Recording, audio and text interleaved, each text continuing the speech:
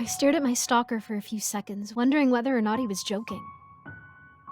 What do you mean Jacob isn't Jacob anymore? I asked as he took his hand from my mouth and let my arms down. He hasn't been Jacob for a while. Is there somewhere else we could go to discuss this? Talking about this out in the open, especially so close to your apartment? It's dangerous. He whispered back to me. He looked nervous, his head on a swivel, watching both exits from the alleyway he pulled me in. I'm not going anywhere with you. I mean, you've been stalking me for months, maybe longer. How do I know this isn't some freaky, elaborate ploy to get me to go somewhere alone with you? Why should I trust you at all? Weirdly enough, he looked offended by my lack of trust in him, as if he didn't give me every reason to be wary of his existence. A normal person wouldn't drag someone into an empty alley to warn them about their boyfriend. Curiosity got the better of me, though, and I decided to let my guard down. I'll go with you to talk, but only in public. We can go to that coffee shop on 16th. He shook his head in agreement, still double-checking the alley exits to make sure we were still alone. After a minute into our walk towards the coffee shop, I finally gathered some courage to ask him a question. What's your name? My name's Chris. Why do you need to know that? Well, I figured since you knew mine that it would be only fair to ask yours. Yeah. Fair enough. After that, we walked the rest of the 5-minute walk in silence. He seemed uncomfortable and jumpy, like he was expecting someone to pop up from the shadows and drag him away. When we finally arrived at the shop, I ordered my iced chai and him an Americano.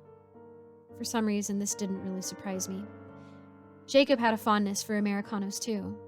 Maybe it's a guy thing.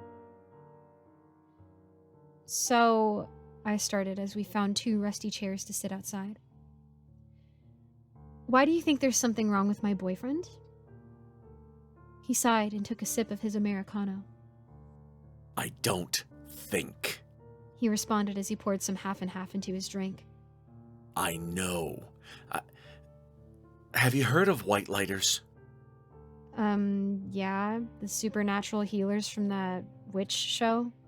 What does that have to do with any of this? I asked, skeptical of where this was going. Yes, they are supernatural healers, like guardian angels. He paused, taking another sip of his Americano. Do you believe in guardian angels, Lily? I mean, I guess. I'm a pretty firm believer in the supernatural, so I don't know why I wouldn't believe in them. No way is this man about to insinuate that my boyfriend is a guardian angel, I thought to myself. Good. Your boyfriend, Jacob, was one. He was yours up until about 2 months ago, when you first met me. I stared at him over the top of my iced chai, expecting him to start laughing or give me some sort of sign that he was just messing with me. He didn't. Jacob is my guardian angel. That's what you're trying to tell me? No, not is. Was. Do you see this scar on my neck? He asked as he pointed to the jagged mark under his jawline. I nodded as I took a sip from my own drink. Lily, do you know what a dark lighter is? I would assume the opposite of a white lighter, I guessed. You would be right. Dark lighters are like demonic stalkers, both on regular humans like yourself and on white lighters. The main goal is to take out white lighters like myself, which is why I have the scar. Although I was listening, I could barely believe what I was hearing.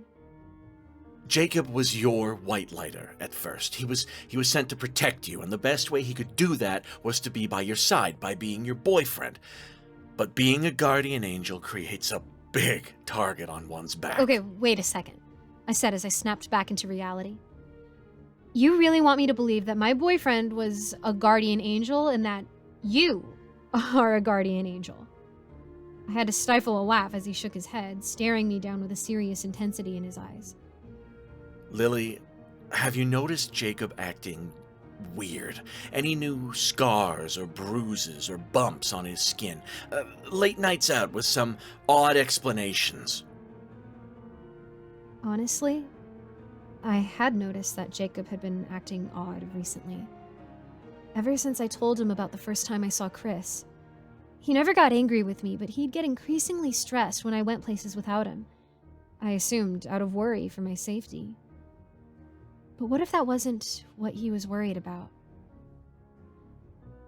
I guess I have, ever since I first noticed you.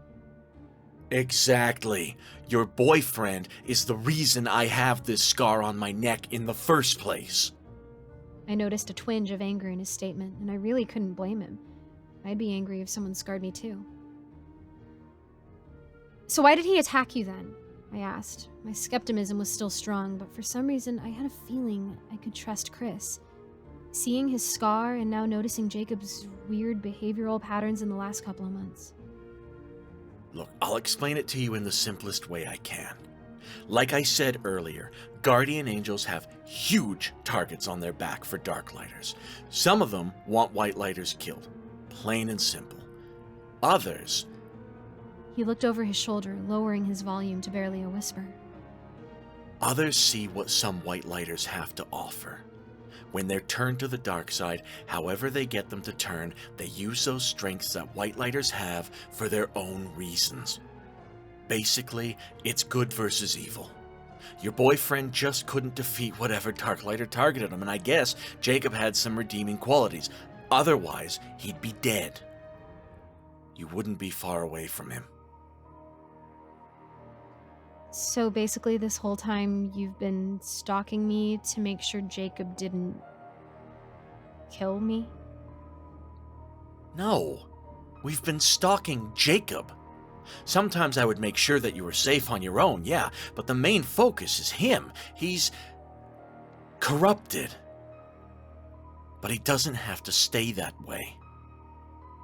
To be honest, we weren't even sure if you guys were still dating when we found out he turned. Is that why you asked me for my number that day? To see whether or not we were still together? Yeah, basically. Look, we didn't want to follow you around unnecessarily, and because he was no longer a Whitelighter, we had no way to track him. You're kind of like our connection back to him. Everything I was being told started to hit at once, and I could tell that Chris noticed I was overwhelmed. It sounded ridiculous and basically unbelievable, but something in me believed Chris. I had every reason to doubt him and tell him to screw off, that my boyfriend wasn't some supernatural evil being, but how could I believe in that stuff and not believe that my boyfriend could be a part of it? My brain was on overload and I tried to process everything, one thing at a time, but it was brought to a halt when my phone started ringing. Chris stared at me, waiting for me to see who was texting. I pulled my phone out of my pocket and felt my chest tighten. It's Jacob. Are you with someone? It's been a half hour. Don't ignore me. I know where you are.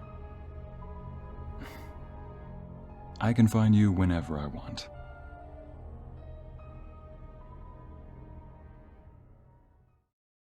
Hi everyone, it's me, Michelle Renee, but you can call me Giggles. I couldn't log into my Patreon for a while, so I've deleted it and I've made a new one.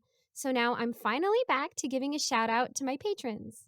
Eric Cifuentes, Andreas Anderson London, Lawrence Wallen, Geek Sanctuary, and Melissa Perez.